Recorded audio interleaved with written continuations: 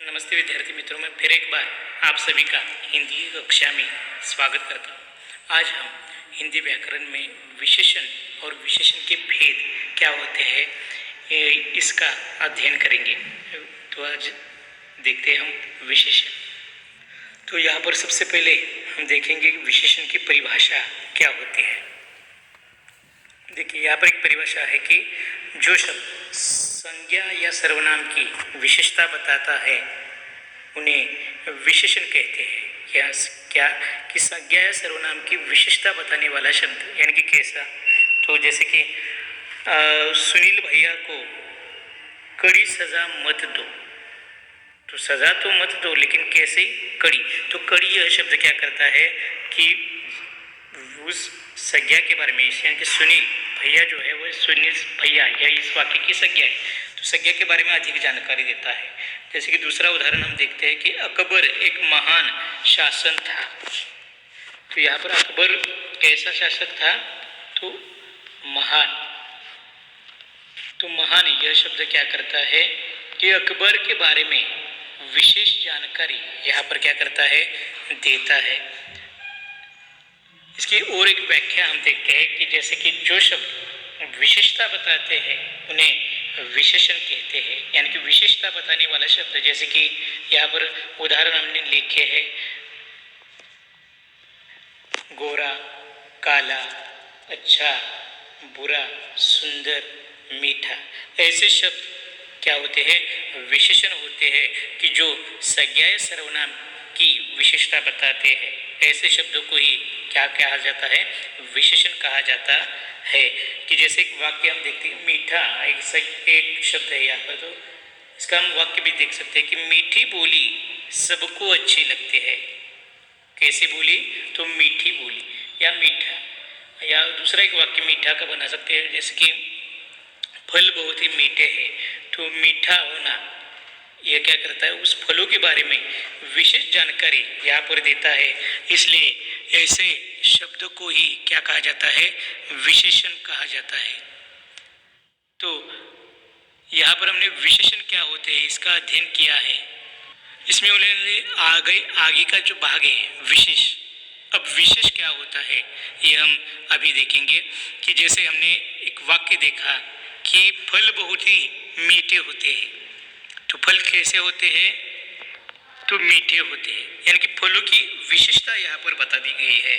अब जिसकी विशेष की व्याख्या क्या होती है कि जिसकी विशेषता बताई जाती है उसे विशेष कहा जाता है। अब कौन मीठा होता है, तो क्या है, विशेष है।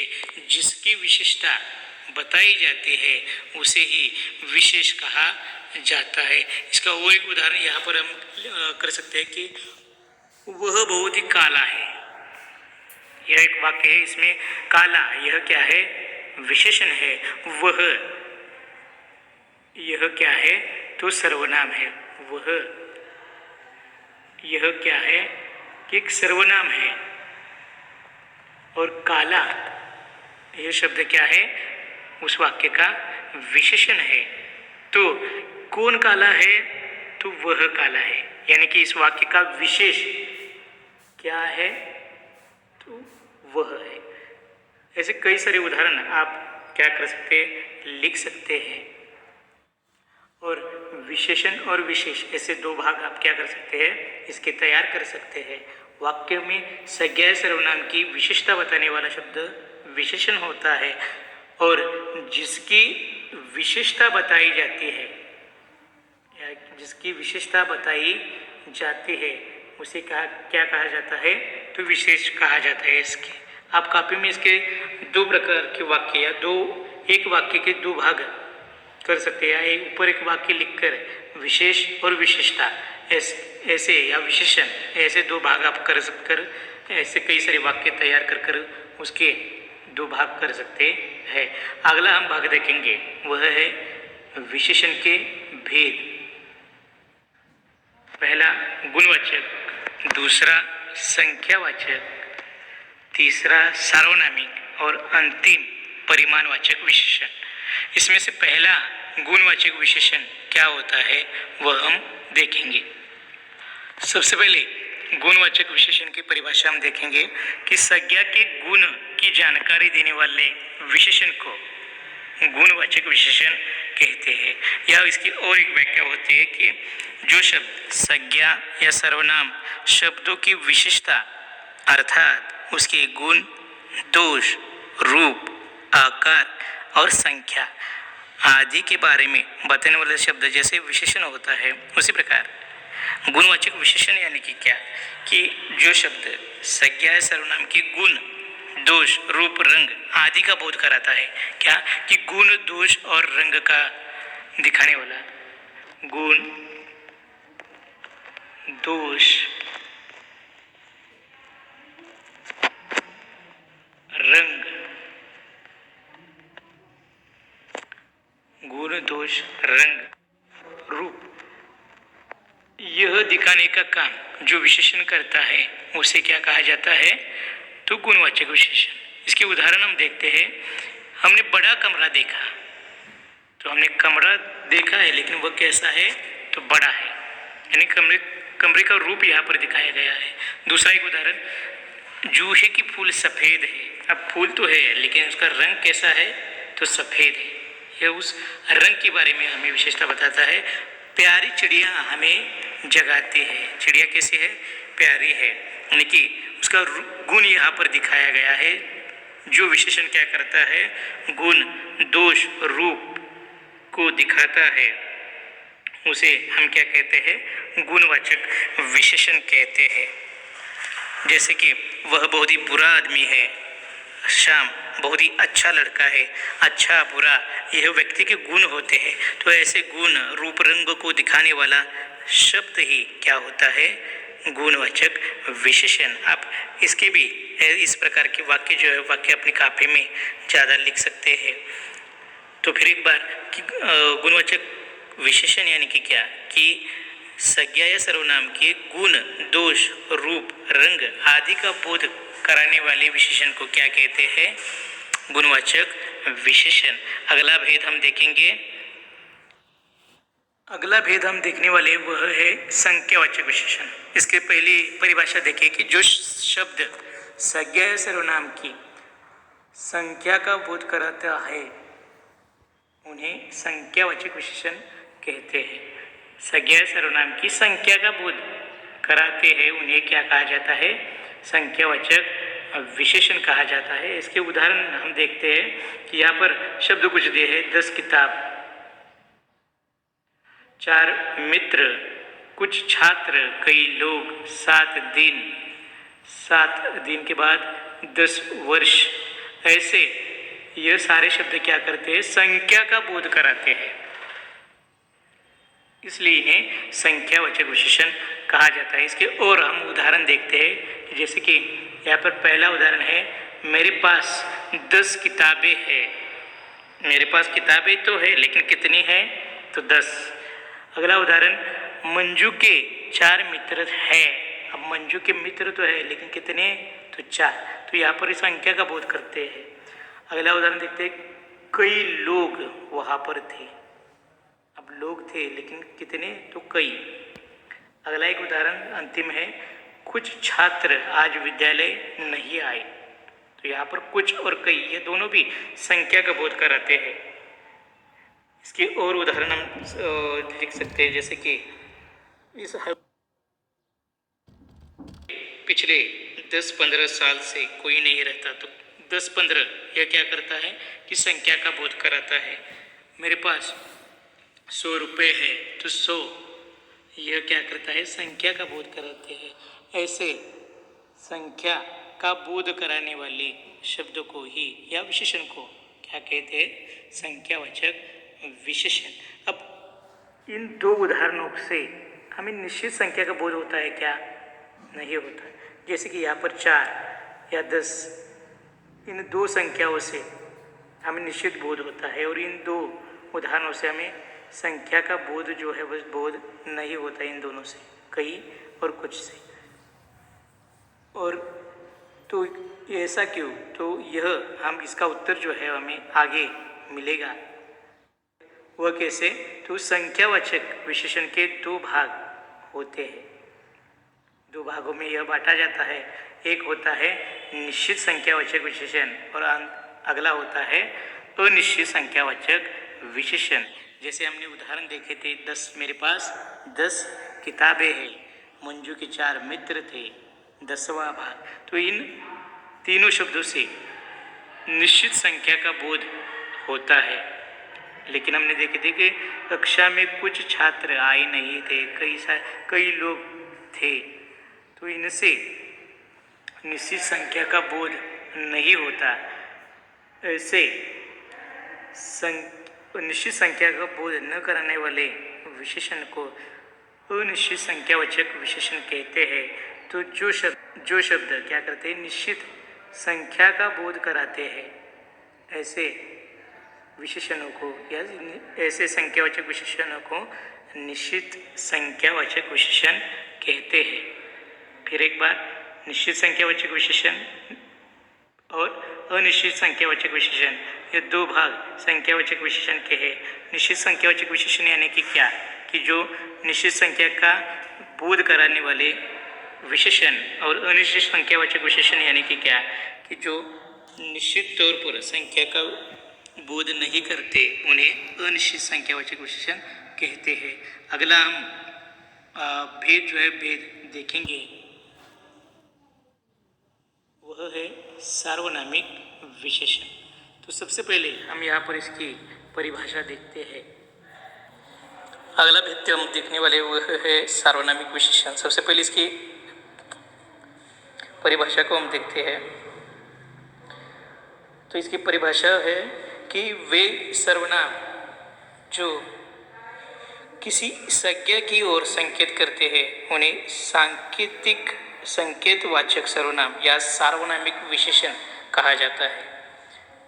इसके हम जब वाक्य देखेंगे तो आपको यह अधिक समझ में आ सकता है। फिर एक बार मैं वाक्य बताता हूँ कि वे सर्वनाम जो किसी संज्ञा की ओर संकेत करते हैं, इन्हें सार्वनामिक विशेषण या सांकेतिक विशेषण कहा जाता है। इसके उदाहरण हम देखेंगे कि यह किताब हिंदी व्याकरण की है, तो इसमें सर्वनाम कौन सा है, तो यह।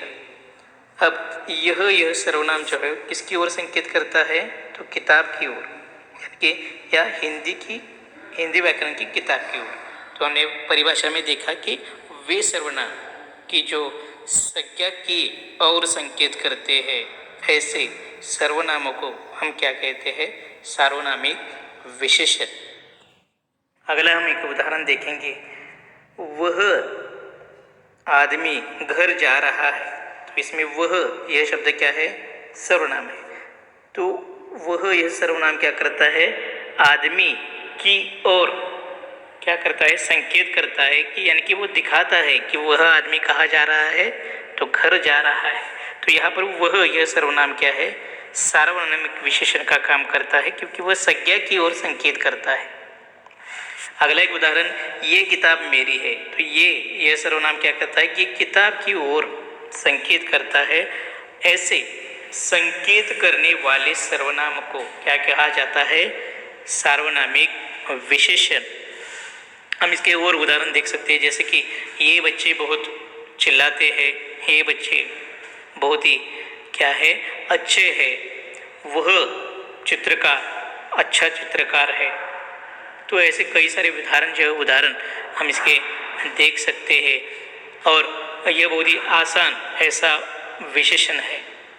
इसका और एक उदाहरण जाते जाते हम देख सकते हैं कि इनके गुण तो मैं अभी अभी देख ही चुका।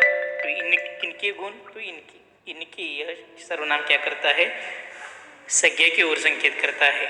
ऐसे संज्ञा की ओर संकेत करने वाले सर्वनामों को हम क्या कहते हैं, सार्वनामिक विशेषण इसे कहा जाता है। तो यहाँ पर हम अगला अब और अंतिम सर्वनाम का भेद देखेंगे, वह है परिमाणवाचक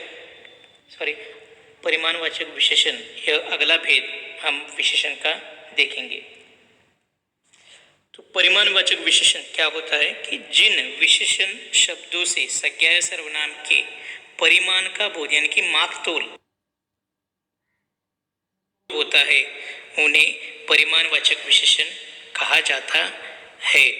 कि या फिर इसे और आसान शब्दों में हम कह सकते हैं कि जो शब्द संज्ञा या सर्वनाम की मात्रा नापतोल या नापतोल का बोध कराते हैं उन्हें परिमाणवाचक विशेषण कहते हैं। उदाहरण के तौर पर हम कह सकते हैं कि बाजार से 2 लीटर तेल लाओ, भोजन में थोड़ा नमक आवश्यक है।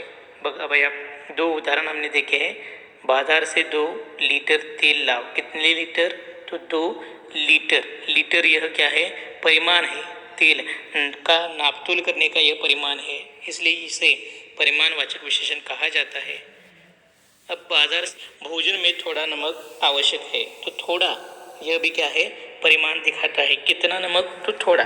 तो ऐसे विशेषणों को क्या कहा जाता है? परिमाणवाचक विशेषण।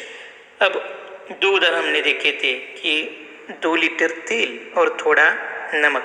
तो 2 लीटर तेल से निश्चित परिमाण का बोध होता है, तो थोड़े नमक से निश्चित परिमाण का बोध होता था क्या?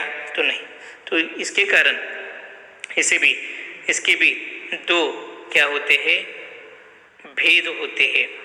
पहला भेद निश्चित परिमाणवाचक विशेषण और दूसरा इसका भेद होता है अनिश्चित परिमाणवाचक विशेषण। अब निश्चित परिमाणवाचक विशेषण और अनिश्चित परिमाण विशेषण दोनों संख्यावाचक विशेषण के भेदों की तरह है। जैसे हमने देखा था कि निश्चित संख्या का बोध करने वाला निश्चित संख्यावाचक और निश्चित संख्या का बोध नहीं करता, उसे अनिश्चित संख्यावाचक विशेषण कहा था हमने। बिल्कुल उसी प्रकार यह भी है। यहाँ पर निश्चित परिमाणवाचक या परिमाणों का बोध जो कराते हैं उन्हें निश्चित परिमाणवाचक विशेषण कहते हैं। जैसे कि यहाँ पर 1 किलो घी, 2 किलो दूध, 3 किलोमीटर, ऐसे यहाँ पर निश्चित परिमाण यहाँ पर दिखाते हैं कि कितने किलो घी चाहिए, तो 1 किलो। 2 किलो दूध चाहिए, तो 2 किलो। यह निश्चित संख्या का बोध या निश्चित परिमाणों का बोध यहाँ पर होता है। लेकिन जब हम अनिश्चित परिमाणवाचक विशेषण की ओर बढ़ते हैं तो हम कहेंगे कम लोग, थोड़ा पानी, बहुत सी, थोड़ा नमक, जैसा हमने पहले देखा था। तो इससे निश्चित परिमाण हमें पता चलता है क्या? नहीं चलता। थोड़ा पानी यानी कि 2 किलो पानी, 2 लीटर पानी, 3 लीटर पानी, ऐसा कुछ हमें ज्ञात होता है क्या? नहीं होता। या थोड़ा नमक कहने से कितना नमक डालना है इसका पता चलता है क्या? नहीं। तो ऐसे विशेषणों को क्या कहा जाता है? अनिश्चित परिमाणवाचक विशेषण कहा जाता है। आपका संख्यावाचक के 2 भेदों में और परिमाणवाचक के 2 भेदों में आप जो है वो थोड़ा बहुत आपको दिक्कत आ सकती है, लेकिन यहाँ पर दिक्कत आने की ऐसी कोई भी संभावना नहीं हो सकती। आपको याद रखना है कि परिमाणवाचक विशेषणों में परिमाण केवल आवश्यक है। हाँ, जैसे कि किलो, मीटर, लीटर, ऐसे परिमाण बहुत ही आवश्यक है। अगर ये संख्या के साथ जुड़े होंगे, 1 लीटर ऐसा अगर होगा तो यह परिमाणवाचक विशेषण के में आएगा। जैसे कि यह निश्चित परिमाणवाचक विशेषण कहलाएगा, न कि निश्चित संख्यावाचक विशेषण। जब आप कहेंगे कि एक विद्यार्थी, जब आप कहेंगे तो यह निश्चित संख्यावाचक विशेषण में आएगा। तो आपको याद क्या रखना है कि परिमाणवाचकों में विशेषणों में परिमाण होना आवश्यक है और संख्यावाचकों में केवल संख्या का होना आवश्यक है। ये बात आप अगर याद में रखोगे, दिमाग में रखोगे, तो आपको संख्यावाचक विशेषण और परिमाणवाचक विशेषण इन दोनों विषयों में आप क्या कर सकते हैं? इनका अच्छी तरह से अध्ययन आपका हो सकता है। अगर आप इनमें भेद आपका समझ में, आपके ध्यान में नहीं आएगा तो आपको दिक्कत आ सकती है। इसलिए याद रखें, परिमाणवाचकों में परिमाण संख्या के बाद लगता है। तो ठीक।